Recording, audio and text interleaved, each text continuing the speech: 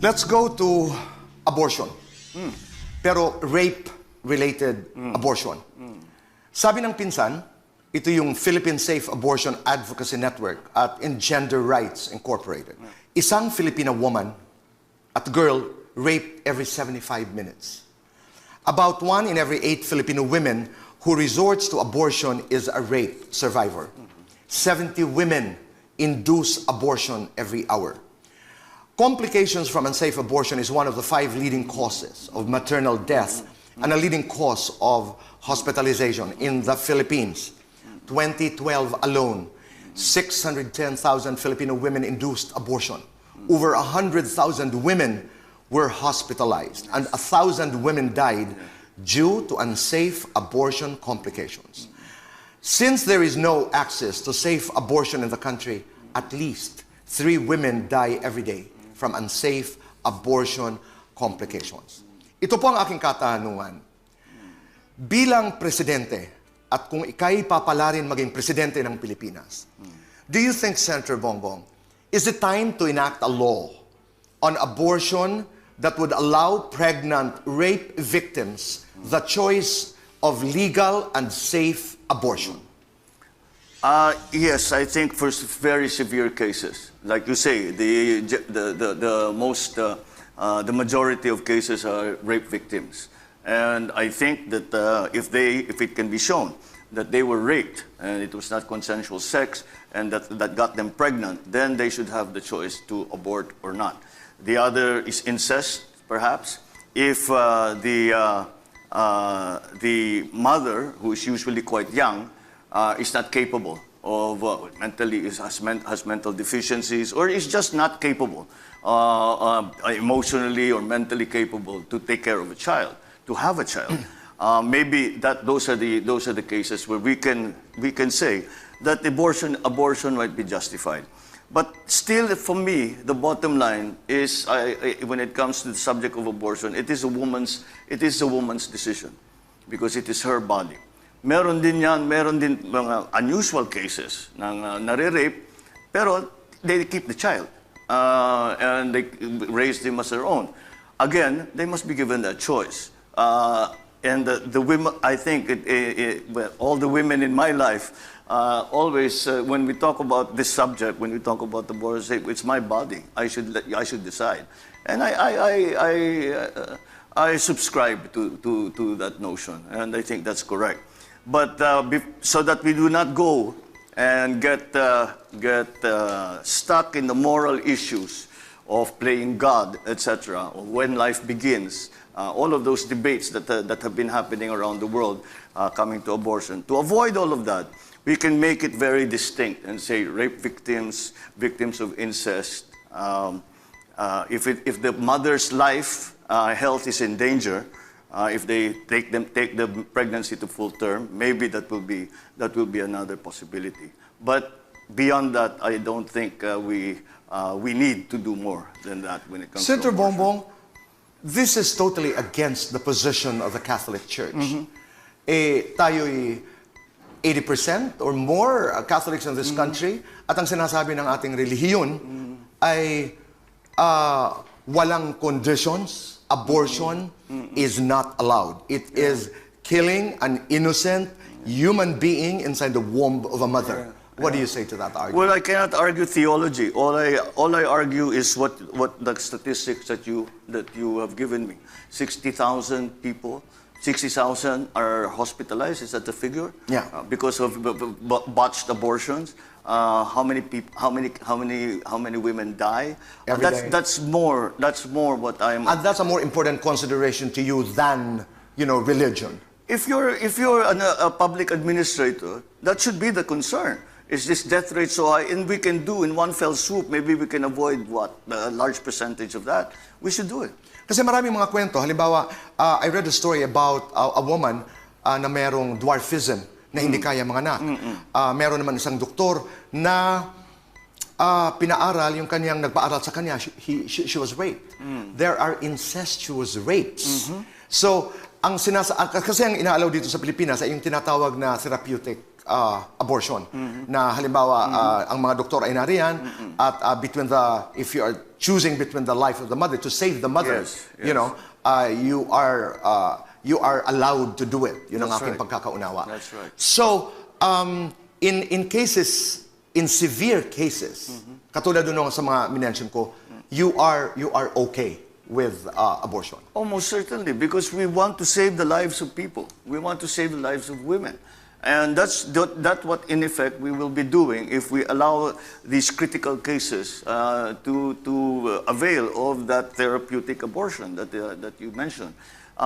Again, as a public administrator and as a public servant, what you are looking to is to avoid all of these tragedies. Every single one of these statistics that you have read is a tragedy in itself. It affects the woman involved, it affects the entire family, generally it affects the community, it affects them for the rest of their lives. Senator Bongbong, walang batas dito sa Pilipinas na naglalaman ng iyong mga sinasabi. As President, would you initiate a law that clarifies your position on abortion?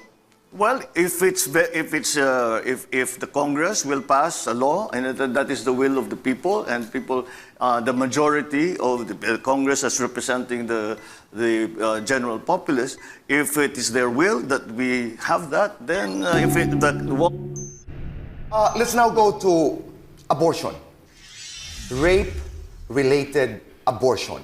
Sabi ng pinsan, Philippine Safe Abortion Advocacy Network at Engender Rights Incorporated. Ito po yung mga data na ating nakuha. A Filipino woman or girl is raped every 75 minutes.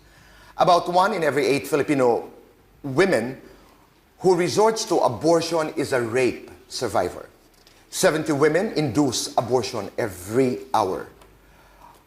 Complications from unsafe abortion is one of the 5 leading causes of maternal death and leading cause of hospitalization in our country. In 2012 alone, 610,000 Filipino women induced abortion. Over 100,000 women were hospitalized and 1,000 women died due to unsafe abortion complications. Since there is no access to safe abortion in the country, at least po, 3 women die every day from unsafe abortion complications. And based on statistics, the number of induced abortions increases proportionately with the increasing Philippine population, which means that the number will keep increasing if we don't act on it. Kasi nga, nagfa-fluctuate yung numbers. My question is it time to enact a law on abortion that would allow pregnant rape victims the choice of legal and safe abortion? Ako, alam mo, I will be very honest with you, Boy. This is a topic that I'm very conflicted about. Because of the data that you have mentioned. I was a member of an NGO na talagang tinutulak yung pag-decriminalize, at least pag-decriminalize ng abortion, para na iiwasan yung unsafe na mga ginagawa. Pero the reason why I'm so conflicted about it, kasi ako, my faith teaches me na bawal talaga yung magpatay. Ang inaalaw lang sa atin, Boy, na parang yung legal abortion kung endangered yung life ng mother. Kung endangered yung life ng mother ay inaalaw in very rare instances. And I think that should continue. Pero having said that, kontra ako sa abortion. Pero sa akin, bukas akong pag-usapan yung decriminalization ng abortion.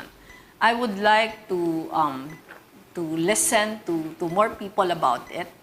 I've listened to so much already. Pero it is something that we should, mahirap yung balancing act eh. Kasi pag nakita natin yung ipinaglalaban ng mga sumusulong sa decriminalization ng abortion, meron naman silang dahilan. Kasi pag bawal kasi nagiging underground siya eh. And pag naging underground siya, mas unsafe.